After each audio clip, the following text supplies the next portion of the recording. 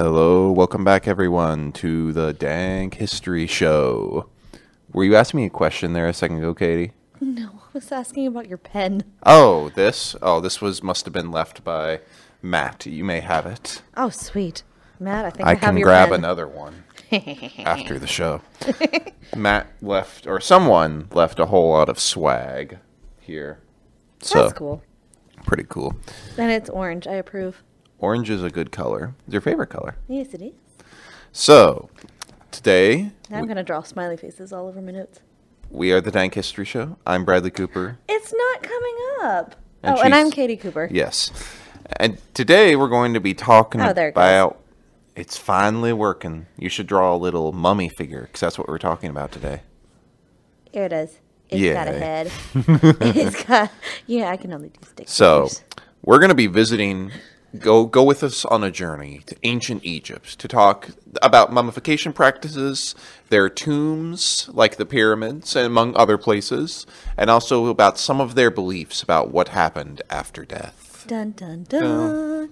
So, whenever we talk about Egypt, a lot of times people kind of imagine one period of history, but Egypt has a very, very long history. In fact, to say it has a long history would be an understatement. The history of ancient Egypt, that period, stretches all the way back to about 3150 BC, and most people tend to say it ends about 332 BC. So is that the longest period for any civilization ever? Pretty much, it's the longest civilization. Now, obviously, it went through like different changes, but it really remained remarkably similar for civilization that long. And that's 2,818 years for those counting. So that's a pretty long time. Imagine if, like, American civilization began in all the way back in, where would that be? 800 BC? That would be about the time period. So just imagine that. So it started 800? It started 2000. It lasted for 2,818 years. That would be That's like if crazy. America came about in 800 BC. Okay, I'm tracking now. Yeah. For some reason, I thought you meant like it started and then No, ended in like no. 17. I don't know where my brain was I was going. making a comparison. Gotcha. So, during this time period, obviously, the way the Egyptians buried their dead changed pretty significantly. They would go from very basic slabs to pyramids to temples. And, in fact, the Great Pyramid of Giza, which that's the big one that everyone knows the pictures of, it's the last standing architecture of the 7 wonders of the ancient world, which included things like the Colossus of Rhodes and the Hanging Gardens of Babylon, which the Great Pyramid is the only one of those left. Sorry, Colossus of Rhodes. I guess you just weren't dank enough to make it all the way. None of them were dank enough. I honestly don't remember reading about the Colossus of Rhodes. What was so special about it? It was like right at the entry of the port. It was this giant statue of a dude like holding a sword. Oh. Yeah. Sometimes, okay. Is it kind of like the Lord of the Rings? Yes, just like Okay. that. Isn't that what he based it off of? Yes. So just this giant statue as you entered the building. Okay. So, well, entered the city, not the building. Wait. Oh. So, yeah. And today we're going to talk Now I'm really sad. Yep, I'm sad too. I'm very sad right now. I would have loved to see that. Yeah, I would have too. Luckily, there are other great monuments we can look at. But That's true. So today we're going to talk a little bit about the history of Egypt with a special focus on its burial practices. So first off, we got to talk about that horrible but also great thing known as context. Context. The context Context. on the culture of the area. We are going to look at the contextual structure. So, Oh. in that order to English discuss class. Egypt, you have to discuss the Nile River. If you didn't, you'd be in denial. I'm done. I'm out of here. Yeah, that was a really bad joke, but I stand by that pun. I'm not the first to use it. The Killers have used it in a song before. You're not the only... That joke has been around for centuries. Yeah, it's been around. It's been old since the pyramids. It's been old before it was old. Yeah. So Many civilizations grew up around rivers or sea or oceans just because of, resources, easy availability to water. After all, you can't really grow plants if you don't have easy access to water, and Egypt was no exception. Now, some historians have suggested that these bodies of water and the way they acted would have shaped people's worldviews. For example, the Tigris and Euphrates River in the Mesopotamia region, that's modern-day Iraq, were highly irregular and could flood at any time. It could be very destructive, which some historians suggest made people in those areas less certain about life. They were more upset easily and uncertain. Whereas the Nile was very calm and reliable by comparison. It would always flood at about the same time each year, and it was never too huge of a flood. It was only a light flood.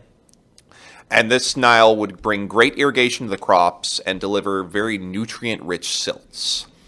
And unlike other civilizations, which would have to use these really complex hydraulic systems to sort of be able to irrigate their lands, the farmers in Egypt only had to use basin irrigation. And what that was is you just dig out an earthen basin to collect floodwaters.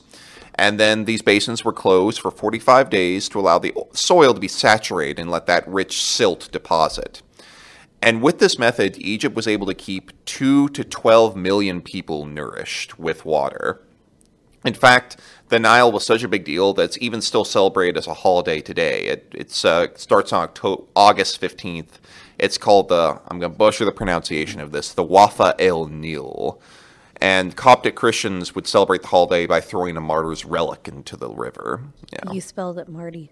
Marty. It's Martyr's River, not Marty's River. Okay, you put Marty's finger. Marty's finger, yeah. Martyr's finger, not Marty's finger. I misspelled that. Poor Marty. Poor Marty. We're going to celebrate his finger. And farming was actually really easy for the Egyptians. They could just literally toss some seeds in the soil and just let their cattle or their animals trot it down. They didn't have to dig out holes, they didn't have to bury it, just toss it in there. Oh, if only it worked that way. Yeah, and because of this, Egyptian settlements only existed on the Nile, which they could also use to trade goods with from further south into places like Sudan and Ethiopia. And ancient Egyptians believed that the Nile flooded every year because of the goddess Isis's tears for her dead husband Osiris. And some historians have speculated that because of this easy life, it made Egyptians more optimistic than other cultures.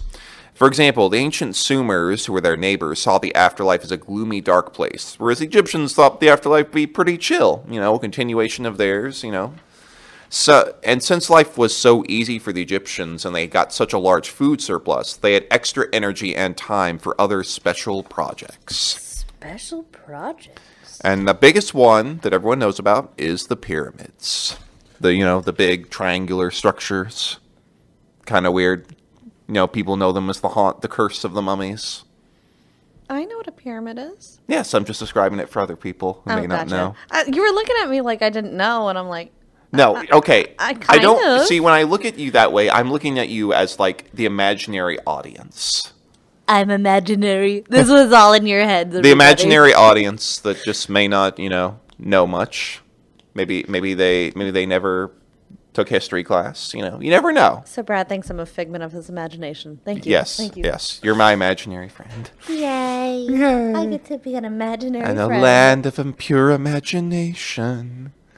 Is that Willy Wonka? Yeah. Possibly. Yep. It's been covered so many times, I can't remember what the original was. Yeah, same with that other song from Hocus Pocus. Oh, yeah, The land of enchantment. Not that one. The, Garden of Magic. Come Little Children. I think that's what it's called. There have been so many covers of it. Creepy covers. Very creepy. Anyway. So... Pyramids! Yeah, they didn't come out of nowhere. Are you sure? They didn't just come up out of the ground? I mean, they could have popped out of holes from the ground, for all we know. They're like dwarves. They just pop up, and then they're like, hey, this will be great. We can just throw some dead bodies in here. Aliens. Aliens did it. Aliens definitely did it. The aliens came down in their pyramid-shaped ships, and they just dropped them off. Haven't you watched that? I've never heard of that. Haven't you seen those pictures of the pyramid-shaped alien UFOs?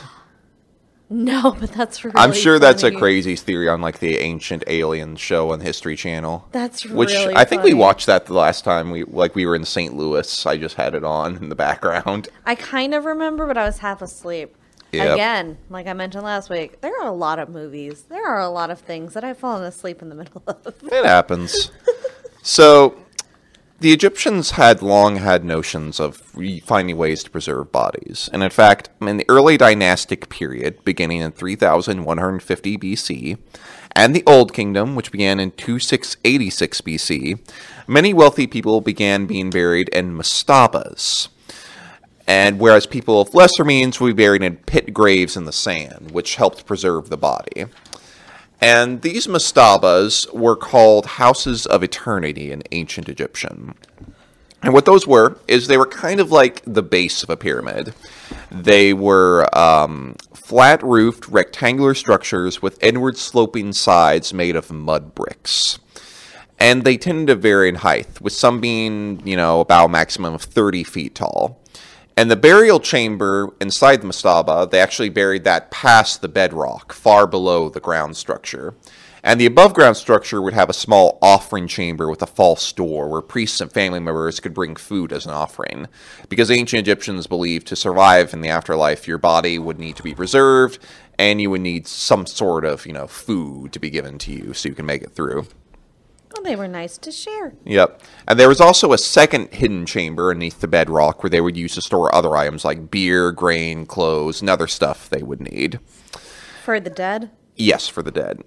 And these mastabas would, only high officials and royalty would be buried in these. And all of them were orientated north to south because they believed that was essential to be able to have access to the afterlife. And what's interesting about this is these mastabas really show that very early on, the Egyptian society had an interesting view of the afterlife, where... Did you draw a picture of them? No, I drew a picture of a cat. Oh, yes. We'll be talking about cats, though, later. I knew you would. Because the cats are very important. I know. To ancient Egypt, and to us. I mean, if you're going to talk about the burial, you have to talk about the kitty cats. I do have to talk about the mummified kitty. There are mummified kitties. Are you talking about the mummified kitties? Okay. Actually, I was in the Museum of Chicago. There are mummified cats you can see. Yes. Yep. Anyway, keep going. And mummified babies as well. Oh. Yep. Not as cool. Yeah. So, these mastabas, what's interesting about them is they are kind of, if you look at them, they're almost like a pyramid, but without the upper half of it, if you know what I mean. They're just sort of these slabs. So, but in the Old Kingdom period, pharaohs, and that was a term used for the ruler or king of Egypt, began to prefer something a bit fancier to live in the afterlife. I mean, why do you just want a slab? You want something a little nicer, to go out with a bang. So there was this guy named Imhotep. I believe he was actually in that Mummies cartoon. Like, do you remember that movie, The Mummy? I never saw it. Yeah, I've only seen bits of it, but there was a cartoon just called Mummies on WB. I remember seeing commercials for it, but I never saw that either. Yeah. Anyway, Imhotep was the main villain of that story for some reason. He was like the big mummy that came back to life. And was he bad, or was it just the first name they could think of? Just because he is actually the first guy to make a pyramid and come up with the idea of it. Well, that doesn't make him evil. No. But, it works, someone ancient, a mummy, someone who made the pyramids, just sort of works if you're making one about the curse of the pharaohs or something like that. Okay. So he came up with the idea. He's like, well, what if we just take these mastabas and stack them on top of each other and make it even bigger?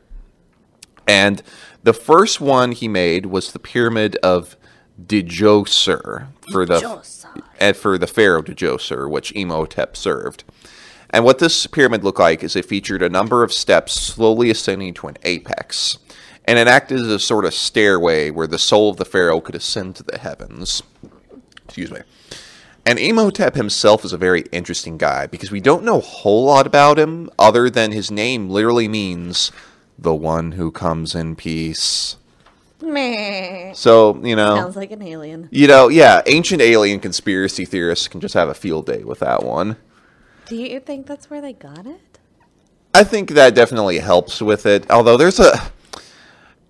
I am honestly a little frustrated sometimes with those ancient alien conspiracies. Number one, because they just sort of, those shows assume people in ancient times were idiots. Have you noticed that? Kind of. That they couldn't possibly have done this. It must have been an alien. To be fair, that's a big project. It is a very big project, and that's true. But, I mean, people can come up with really ingenious tricks. I mean, look at all the do-it-yourself projects. This was do-it-yourself pyramid style. You ready to do it? Yeah, I just want make one. So you've seen those videos on like Facebook or Twitter where they're like rapidly doing a do-it-yourself project and like their hands are running across. Yeah, I want to see that for like a little pyramid. Just be like. I feel like it would be more than just like hands. Yeah, I feel like it would be like tools. Yeah, they need a lot of tools. So after this guy Imhotep died, he very quickly became a deified figure and became especially associated with the Egyptian god of knowledge and medicine, Thoth. And we even have a regular libation, and that is basically like an offering that was offered to Imhotep as late as the 2nd millennium BC. And this guy lived in the 4th millennium BC, so you can see where he had an impact. And this libation reads, "The Wab priests may give offerings to your Ka, soul. The Wab priests may stretch to you their arms with libations on the soil, as it is done for Imhotep with the remains of the water bowl." The water bowl. Yes, they had very interesting like libations and offerings and spells and stuff like that. I don't think I've ever heard that word libation until tonight. Yeah, I haven't heard it much either. I guess libation. I guess Egyptologists like their fancy words. That's fair. Egyptology is a very interesting area of study. And it's very specific. But it also covers a lot of years. Yeah, I mean, so you have a lot to do. Covers almost 3,000 years. And we do now, some people have claimed this guy might be a legend, but we do actually know that he certainly exists because we have found statues of the pharaoh Djoser with Imhotep's name attached to it. So he wasn't just a legend. But even though he was the first to make a pyramid, the pyramids began to get a lot bigger in the years 2575 to 2465 BC. In fact, those are the biggest pyramid building years ever. And that's where we see the birth of the Giza pyramid complex. Because the Grand Pyramid of Giza isn't just one pyramid, it's all sorts of pyramids. It's like an apartment for dead people. Yeah, it's a dead people apartment. What would you call that? Like a necropolis condominium? Necrocondomindium? Necromindium. Yeah, necromindium. All right, my grandmother lives in a necromindium. All right, that's copyrighted. It is. We're going to put that in the dictionary? Maybe Urban Dictionary first and then see what happens. Yeah, see if make people pay us royalties for using that word. There you go.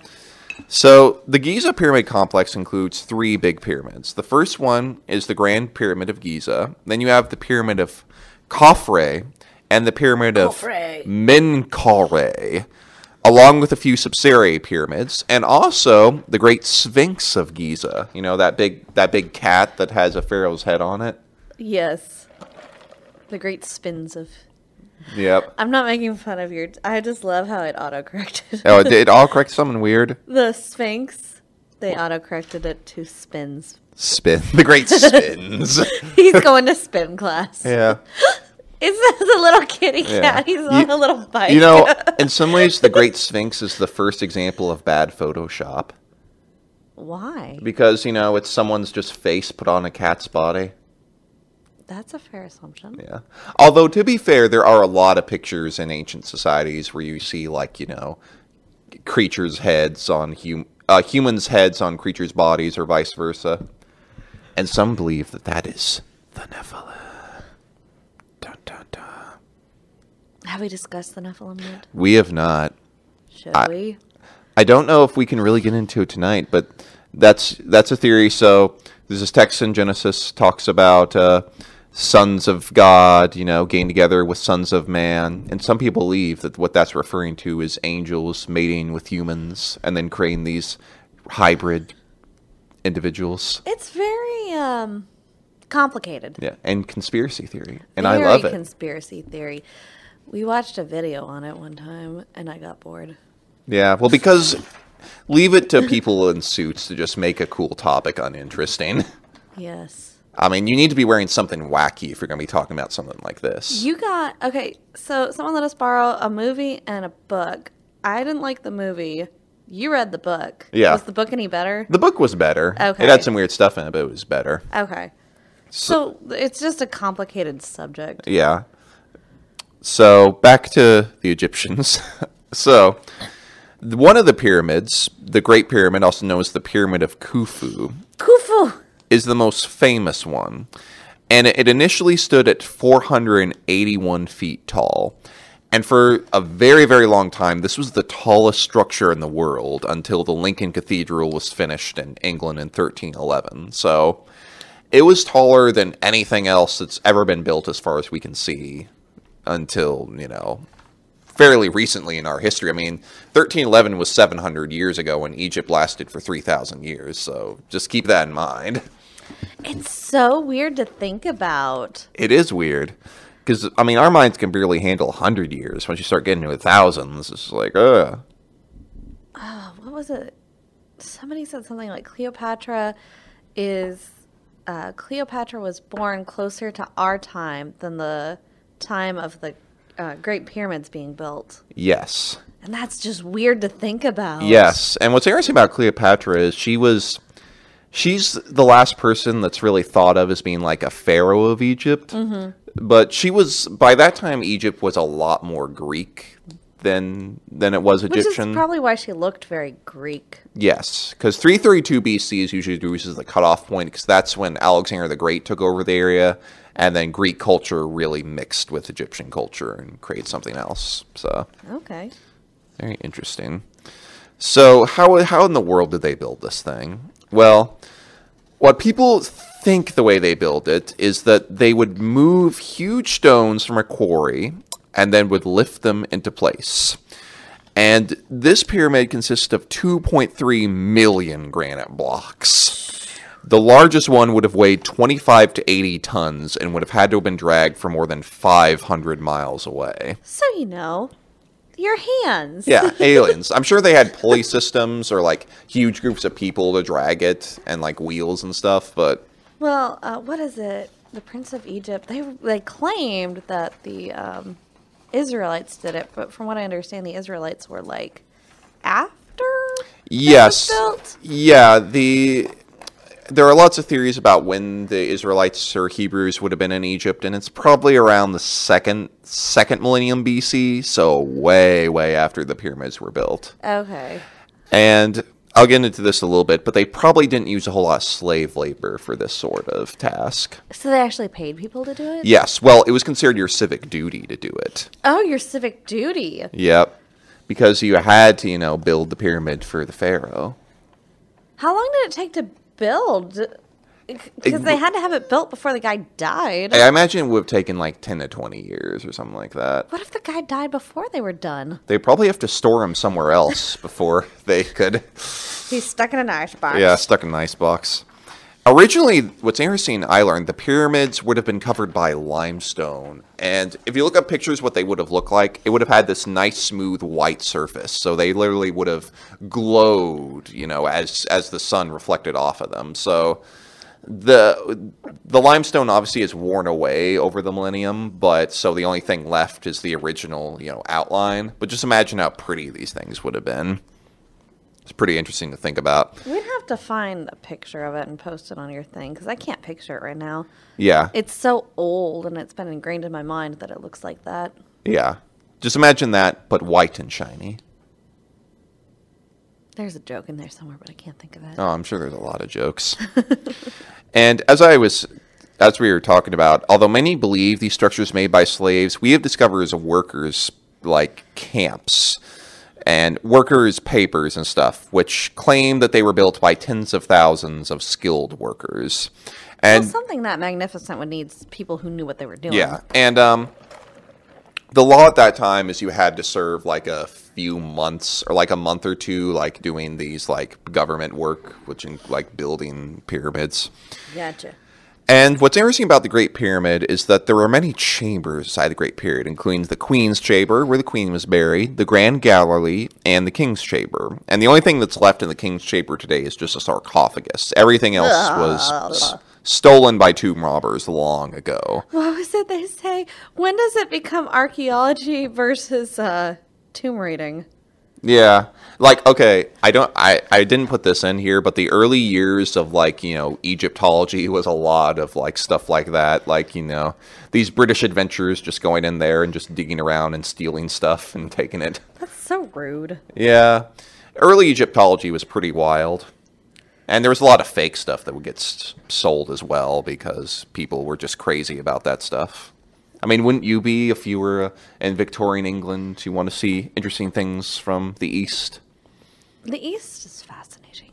And what's actually interesting about this is this kind of on topic, off topic. I watched this video that talked about when did we start to find Egypt interesting? Because beforehand, most people sort of looked at Egypt as sort of being bad. Because, you know, the Roman Empire, they were considered their enemies. And then, you know, the Christians, you know, when they read their Bible, it seems like Egypt's a pretty bad guy. So people weren't really interested in that. Well, Egypt didn't start out, though. Like, Joseph went to Egypt. That's the first time they read about it, basically. Yes, but... And they treated him well, but it was only a small period where it was the bad guys. Right, but it does seem like also in the old that made such a big impact, you know. The Exodus story, even the Exodus story is used throughout the New Testament as well, sort of like an example. I was like, Egypt is so terrible. Yeah. And so at first a lot of people viewed it as bad, but when the British people started to go down there in the 1800s and they saw all this stuff, they're like, ooh, this is fascinating. And then it sort of became almost like a novelty thing, you know. Interesting. Same with like the obsession over spices and, you know, the mystery, India. the mysteries of as the term they use, the Orient. The Orient. Well, I don't know why I'm repeating you. I'm sorry. Well, it's interesting words. And I'm a little tired. that's all good. Another thing that's interesting is that, what was I doing? You're talking about the sarcophaguses and tomb raiding. Yes, yes. So the Great Pyramid also had a lot of smaller pyramids around it. Like, if you look at that picture, there's all these mini pyramids dotting it. And what those were used for were probably Pharaoh Khufu's other wives and family members and, you know, like concubines. So if you were the main wife, you got to be buried in the Great Pyramid. But if you were one of the second or third, you know, you just got your own mini one. I get to be buried in the main pyramid. Yep. You get your own special one. Yeet. So the construction of these pyramids show that the pharaohs at that time had to have had a lot of power to be able to do this, because if you're forcing all these people to work for a month or 2 months or however long that they're supposed to, yeah. And they, as I said before, they had to convince people to work a few months every year to build these structures. And a lot of people ask, well, why did they do it? I mean, why would you bother with something like that? Well, the pharaohs at that time, the Egyptians really believed that when they died, the pharaohs would sort of become like gods, like, you know, Ra or Osiris and stuff like that. Ra, ra, ra. Ra, ra, Sorry. And obviously, you know, at that time, you would want to keep the gods happy, so it makes sense, you know, you want to keep the pharaoh happy, especially because, you know, the gods keep the order. They make sure the Nile floods on time, and if you don't take care of them, then they might not do that. They truly believe that. Yeah. Another interesting thing I learned is that the way the pharaohs were supposed to act a certain way because, you know, the Nile is very serene and very, you know, beneficial. So the pharaohs were also supposed to act like very, you know, calm and serene and sort of like these very stoic sort of individuals. Now, don't let your emotions get the best of you. Yeah, kind of like the Jedi or something like that. Yeah, that works. Yeah. And they were able to convince people to build all these pyramids, and there were a lot of them, but after a while the pyramids sort of fell out of favor, and there arose many new burial practices. And there's a couple of reasons for this. And that one of them is that in the late 3rd millennium BC, there were a lot of droughts that happened and other events which caused infighting and led to a period known as an intermediate period. Now, if you look at Egypt's history, ancient Egypt, you'll see all these like different periods. You'll see an Old Kingdom, Middle Kingdom, Late Kingdom, and you see all these periods which are called intermediate periods. And what that means is that's just a term for a time of great turmoil when there wasn't really one central government or one person running it, and there would be a lot of, competition. It happens. It happens. And during this first intermediate period, we would see Lower Egypt and Upper Egypt fighting each other. And what's really confusing about this is that Lower Egypt is in the north and Upper Egypt is in the south. You'd think it'd be different. Wait, what? Yeah, Lower Egypt is the north, Upper Egypt is the south. Are you going... Okay, you might go over this. Again, I don't read ahead. Does it have anything to do with that the Nile flows backwards? Yes, Okay. that's why. Because, this goes by the Nile River. The Nile flows from south to north. Yes. Instead of north to south. Yes. It's backwards, but it's not really backwards. Yeah, it flows into the Mediterranean. Yes. Yeah, that's... what was I about to say about that? I completely...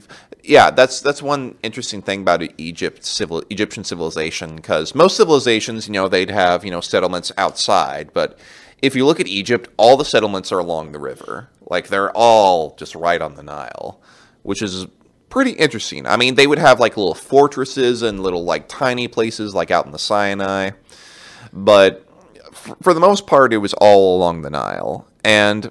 One reason why Egypt sort of was able to stay within its own culture was because it was protected from almost every other group. Like, you have the Sinai Desert between it and, Palestine, Israel, and Euphrates and all that. Right. You have mountains to the west of you with Libya.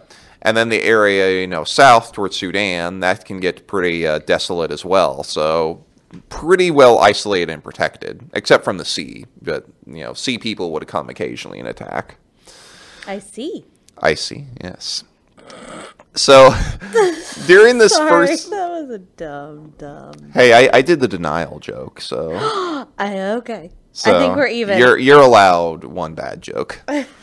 So, a lot of these pharaohs end up fighting each other for 150 years, and pyramids really fell by the wayside, because, when you can't force people to work and there's all these turmoil, then you can't build big pyramids. And even as the chaos sort of slows down, we move into the Middle Kingdom period, and that's from 2125 to 1773 BC. We get new burial practices to go along with that. And one of those things that changes is that many people tended to be buried in places that were more important politically, such as in Thebes for the 11th dynasty kings, but then in List for the 12th dynasty kings, since, the 11th dynasty was from Thebes, 12th dynasty was from this area called Lits. And in Lits, people started to bring back mastaba tombs for the flat desert plains because, it just fit it better. It's very flat, it's very deserty. Whereas in the south, in Thebes, people preferred excavating tombs in the mountains because, there are lots of mountains there. Let's just build a tomb there.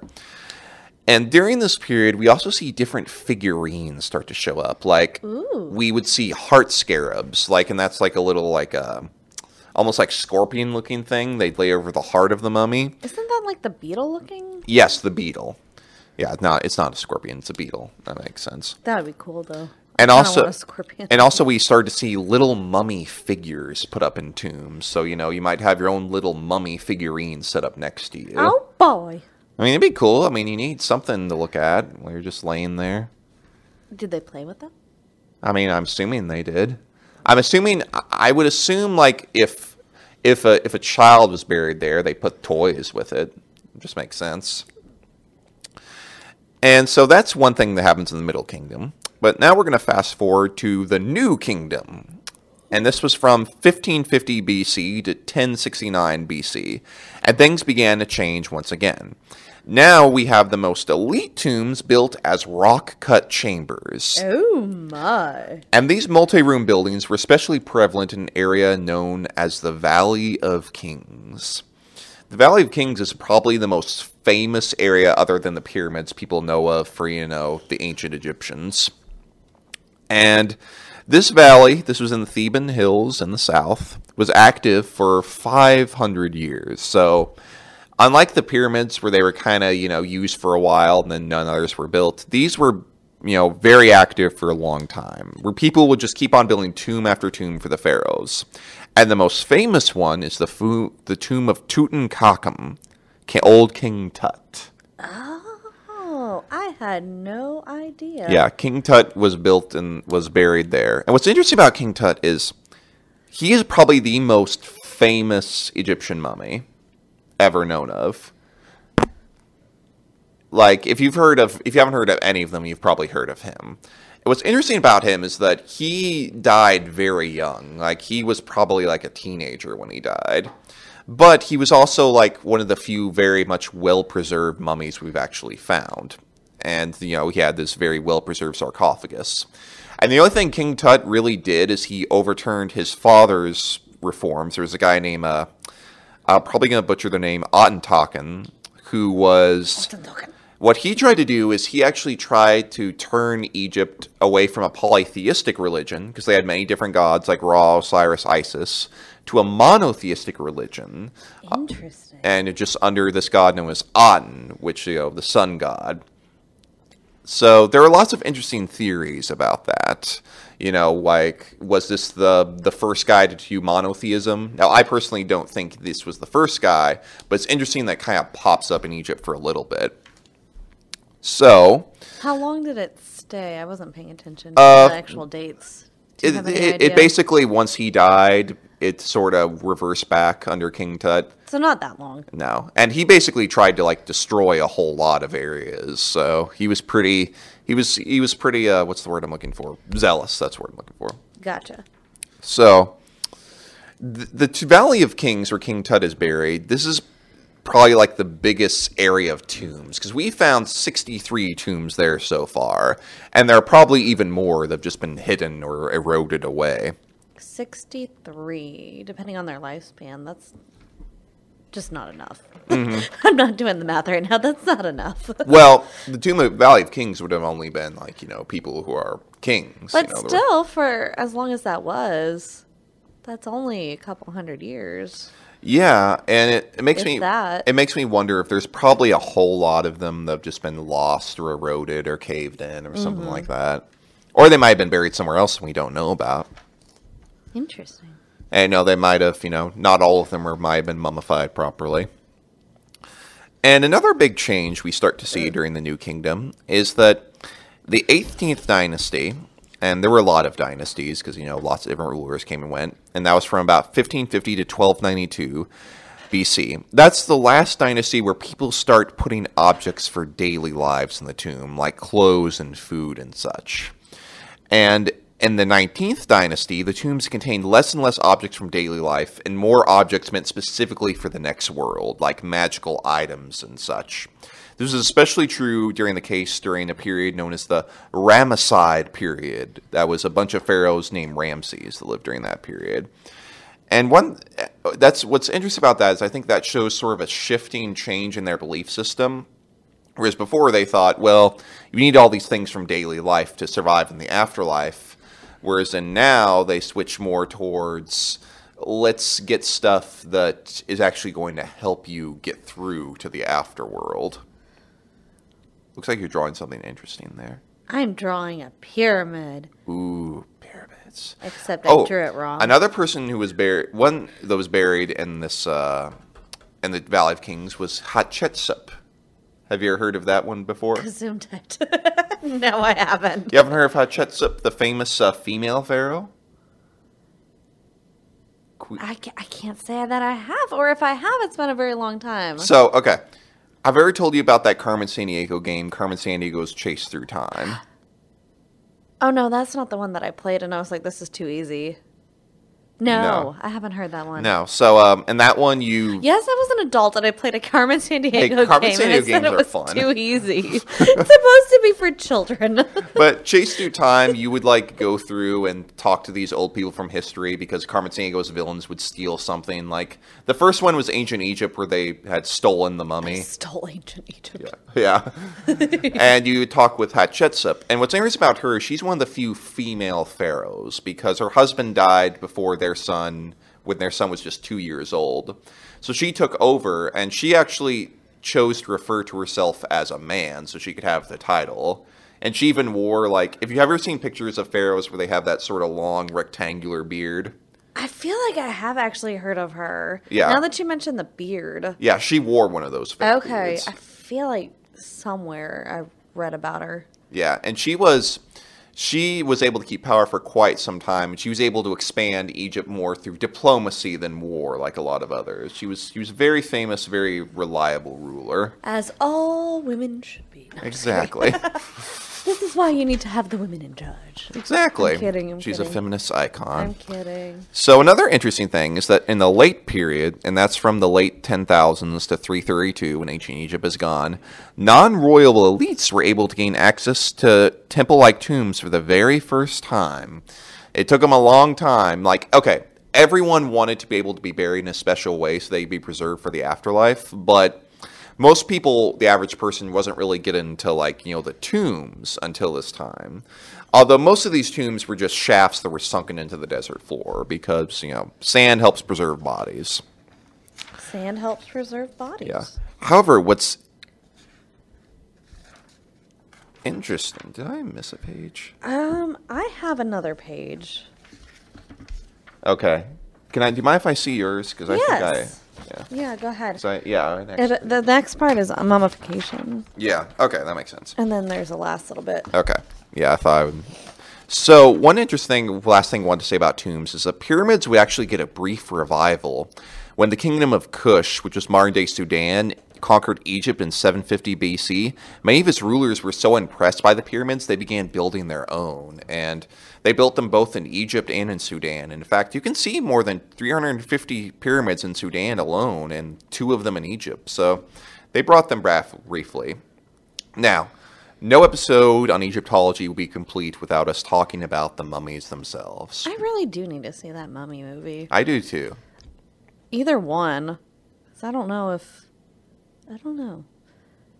Didn't they have Tom Cruise or something? Yeah, I can't remember. Was it Tom Cruise? Tom Cruise is in the remake. He's in the remake. Was it Brendan Fraser? It was some guy that really reminds me of Leonardo DiCaprio, even though he's not Leonardo DiCaprio. It's just because he had that same hairdo, the sort of pretty boy 90s. I'm pretty sure it's Brendan Fraser. I think you're right. It was so long ago, but I never got around to watching it. Yep. So we'll have to go home and watch that. So, many people were mummified because...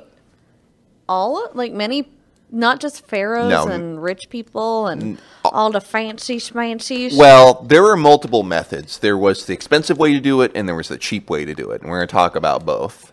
Like budget, budget mummification. Let's mummy on a budget. Yeah. That could be like a new... do-it-yourself mummification. Yes. DIY mummification. Yeah, that'd be great. It's a new series on TLC. I don't TLC, know. or History Channel. Or, yeah. After Mountains and Monsters. There you go. So, the Egyptians believed that they would have to preserve the body so it would be able to get through to the afterlife. And although many people were mummified, the pharaohs would get the best methods. So, first we're going to talk about the best methods. I'm sorry, I read ahead. It's a little gross, so if you're squeamish like Katie, you might want to cover your ears. So, here's what they did. They brought in the dead body, right? They covered, the private parts of the little cloth, and they would bring it in to... Really? They didn't have it all sprawled out on the table? I'm sure they did, but a lot of the pictures showed it that way. Maybe it's just for, modesty. I'm assuming they would try to be as modest as possible, especially if you're dealing with a pharaoh. Yeah, I guess so. That makes sense. So... first, what they would do is they would wash the entire body in water and salt, get it ready. Yummy. And then, this is very important. You have to get the brain out. Oh, gross. And they didn't actually cut open the person's head to get it out because you don't want to damage the head. What you do, take a hook up through the nostrils, bring that brain out through the nose. Oh, that's so gross. Yeah, it's an easy way to do it. I mean... works better. Would you want to try? No, but I mean... Ew, that's so gross. But then it comes out as like a little piece. Yeah, I'm sure it doesn't all just come out of the... Ew. They probably have to tug on it to get it all out. Ew, that's so gross. Yeah. How did they know that they got it all? I don't know. Well, they had to know what it looked like. Right, but it's coming out piece by piece by piece. Did they just put it back together? They probably put it back together or put it all in the pot. Awesome. So, awesome. From there, what they would do, the mummifiers, and these were often priests who would do that, they would slit open the body and remove every single organ except for the heart. Because the Egyptians believed the heart would guide the person into the afterlife, because it was the center of both your emotion, your memory, and intelligence. Okay, and I just want to make a quick aside. When a lot of people complain about, don't trust your heart, don't trust your heart, and they, quote the Bible about it, the Bible has the exact same idea as this. The Near Eastern people believe the heart was the center of your emotions, your intellect, everything. Okay, so there is no brain heart can disconnect. No, it's not your not, emotions. Like it's the awkward Yeti. Yeah, it's everything. And when they would take out the liver, the lungs, intestines, and stomach, and these were not wasted, but rather these were placed in 4 different jars. They were not wasted? No. Did they do something with them? They put them in very special jars. Now, these jars were special, and they had the heads of the sons of Horus on it. Happy would hold the lungs. Dua Mutev would hold the stomach. Seti would hold the liver, and Quebetsunhef would hold the intestines. Yummy. And from there, the preservers would fill the body up with myrrh, cassia, and other spices. They would sew the body back up, and then they put it in a pit with special salt called natron for up to 70 days, which helped prevent rotting.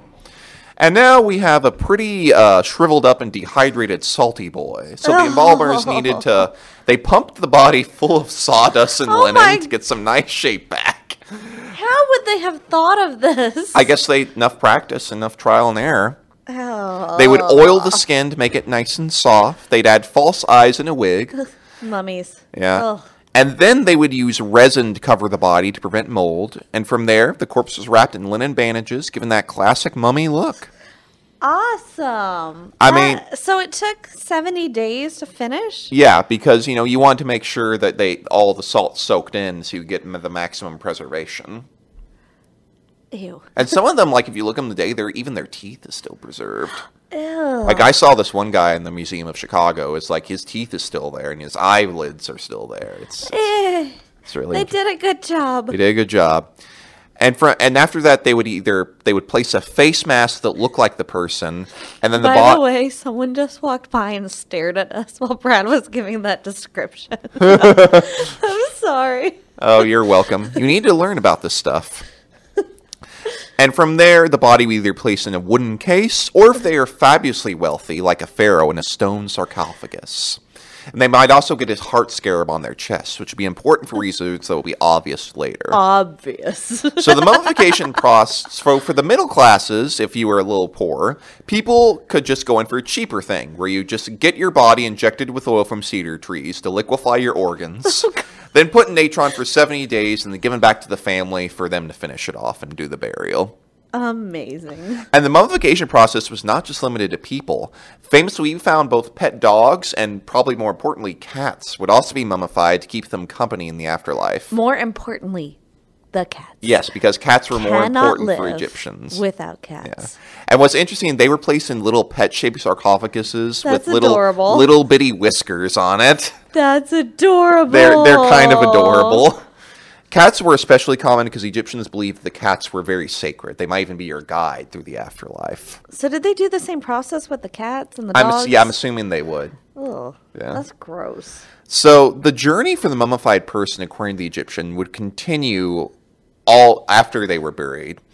And a lot of Egyptians would also put very special texts in the tombs with the people to help them. It was magical spells and stuff like that to help them get through the afterlife. But one day, there was this regular guy named Ani who would make one for the common folk called the Egyptian Book of the Dead. And this would act as a guide to get through the afterlife because he wanted to make it sure so everyone could get there. Okay, even the not wealthy. Yeah. So I don't have another page. So Brad's going to finish while I stare at him and make random comments. Yep. So in this Egyptian Book of the Dead, he describes the journey that the dead spirit would take. So the spirit must pass through the underworld to be able to reunite with its own body and then go to the afterlife. And the underworld itself is a land of caverns, lakes, and ferocious beasts. Guarding all these gates. These beasts have super metal names such as He Who Dances in Blood. So pretty awesome, wouldn't you say? Yeet. And also, all throughout this journey, there's this guy, this serpent god of destruction named Apet, who just waits to devour he Ani's soul. A pet. No, he's not a pet. You want to avoid him. So you cannot a pet. A pet. Yeah. What's funny is the video I watched about this, almost like it visually represented it. It's almost like a level in Mario, like you're jumping across with your scroll. And Ani, So should I be doing this the whole time? yes, here? you should. And what Ani put in the Book of the Dead is a great deal of magic codes and spells. It really does sound like Mario. Yeah, and these spells were to help him counter the beasts that he would meet, and also advance through the afterlife. And once he gets through all these trials and all these creatures, he gets to Mot, and she is the goddess of truth and justice. And from there, he must face off against 42 accessor gods, who he must convince he has lived a righteous life. So, in the Book of the Dead, Ani goes up to each of them and tells them a sin he has not committed, such as, I have never made someone cry, I have never eavesdropper, I have never polluted the Nile by putting my foot in there, I've never eaten poop or pee. And yes, that's in there. That is a good rule to follow. Yeah. What's interesting about the Book of the Dead is Ani says obviously he is lying because no one's lived that perfect of a life. No one No. has ever not eaten poop and drinking pee. Well, you know, some people haven't done that. Most people haven't done that. I mean, if you're a little baby, you probably would. Yeah. Yeah. So, but that's that actually. Did babies have to go through that trial too? that I'm not sure of. I'm imagining they probably would have. Or maybe they would be if they're with their family, probably they would carry the babies with them, I'm assuming. Well, then would the baby have to wait till their family died? Well, if the baby, yeah, they would probably be like maybe their grandparent or somebody would help So they would them. have to come get them. I don't know. We'd have Yeah. to look that up. Yeah, I don't know. That's an interesting thought. The baby hadn't done literally anything. Yeah. So maybe it gets a little bit of an easier time. Maybe. It's hard to say. But that's where the heart scarab on the body comes in. Because the scarab has the words encrypted on it, do not stand as a witness against me. Ooh. And that prevented his heart from revealing the truth. Like, yes, I have made someone cry. So basically allows him to Yes, lie. I have pooped and peed. Yep. Or eaten poop and... Ugh. I And don't know why I'm stuck on that. the pee and the poop thing is interesting. Like, there's all sorts of, like, spells and stuff in there to help him, like, get past people. But the final process is Ani has to approach Anubis. That's a guy with a jackal head. He's the protector of the gates to the underworld. And what he does is he weighs Ani's heart against a feather. If Ani's heart is weighed down by his wrongdoings, if it's heavy, then a demon called Amet, and this thing is a part leopard, part hippo, all crocodile, will eat Ani's heart and Ani will die. And just as a quick aside, this idea may be sort of what the Book of Exodus is playing on when it says God hardened Pharaoh's heart because, Yes. letting evil deeds sort of pile up. So he was basically just like, ha ha ha ha. Yeah. I can play that game too. Yeah, exactly. And from there, Ra, the big sun god, takes Ani to Osiris, who gives him final approval to enter the afterlife, where Ani gets to meet his deceased parents and work the land in the afterlife, because they believed it was almost a continuation. Yeah. But thankfully, he actually has, in a lot of these tombs, they put a little doll in there, and a lot of people wonder what those were for. Those were actually supposed to be almost like your little gnome helper that would go along with you and help you do the work. That's amazing. Yeah, I want it's- a little, well, not a gnome because I hate gnomes, but a little helper. Yeah, you need a Little little doll helper. helper. Hopefully it doesn't turn into Annabelle. Hopefully not. Or an evil Or gnome. Chucky. Yeah, Or gnomes. Gnomes are the devil. they are. I cannot stand gnomes. Yeah. There's even an episode of Adventure Time that my cousin showed me where the gnomes were evil and they were trying to flip There's the world also upside one down. of Gravity Falls. Oh, yeah, the evil gnomes. Yeah. Yes. Well, they're just creepy. Ugh. So what's really interesting about this is this shows like how the Egyptians really believe that what happened in the afterlife was really more important than what happened in their current life. So They basically were living to die. yeah, living to die essentially, which is actually like very interesting because, if you look at their neighbors, the Jewish people, they sort of had more of the opposite experience. They were more about this life, having more experiences in this life and, who knows about the next one. Whereas, when Christianity comes along, it's almost like sort of almost a balance if you look at it that way. Because, this life's important, but the afterlife is important too. So, Ooh, That was a lot of stuff, and Well, it was 3,000 years? I already forgot the number. yeah, 3,000 years of history. It's I'm proud of you. You put it together in an hour. yep. And there's so much more we could talk about. Oh yeah, I could have gone on and on and on about how the pyramids are made. Like You could have had a whole episode on mummification, which I'm glad you didn't. I probably would have thrown up. Yep. But the mummies are so interesting if you look at how well they're preserved. They're so creepy, but they're fascinating. Yeah, like there's also of course the natural mummies like the bog bodies. You keep bringing that up. He is obsessed with bog bodies. But they're so interesting. They're so creepy. But like I mean, they can't help it. yeah. It's what nature does, but Even, guys, you're creepy. even the food in their stomach was preserved. Oh, stop.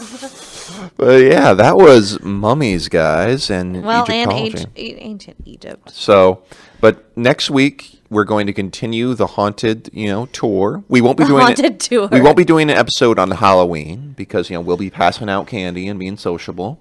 Which, yes. Yeah, My dream but growing next up. week we're going to do an episode about the history of Halloween itself.